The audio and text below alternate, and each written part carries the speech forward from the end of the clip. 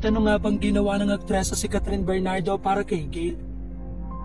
Halo-halong emosyon ang ginawa ni Catherine Bernardo sa nagpakilalang anak ni Francis M. na si Gayle Francesca Reit.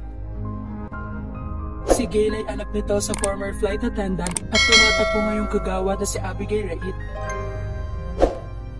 Una ng usap-usapan kamakailan ng pagpasok umano sa showbiz industry ni Gayle Francesca.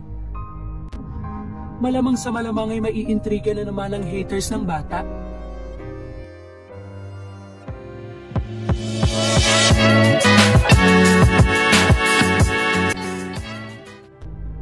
Kasabay nga ng paglantad ng mag-ina ang paglabas sa social media ng mga video ni Gayle na kinakanta ang hit song si Francis. Pinaghahandaan ni Gayle ang pagpasok niya sa showbiz sa pamamagitan ng pagdalo sa workshop. Nakahanap na rin sila ni Abigail ng manager na mamamahala sa kanyang career.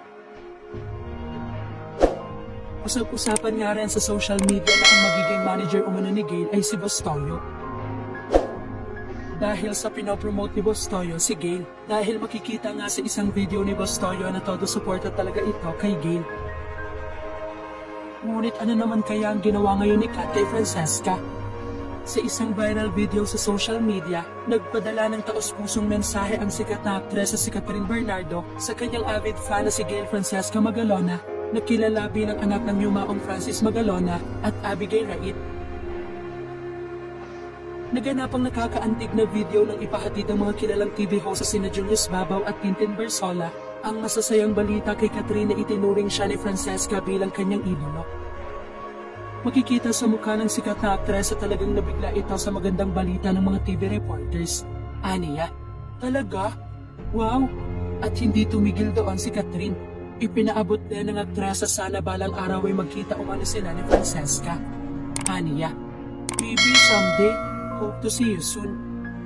Sa kagustuhan nga din ni Francesca na pasukin ang mundo ng showbiz, nagkaroon si Catherine ng ilang mahahalagang mensahe para kay Francesca. Aniya, good luck. You know, as you enter the showbiz world, Francesca, I wish you all the best.